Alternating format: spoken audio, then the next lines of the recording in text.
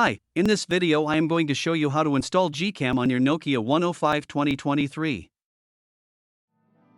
Step 1. Visit our website by clicking on the first link in the description.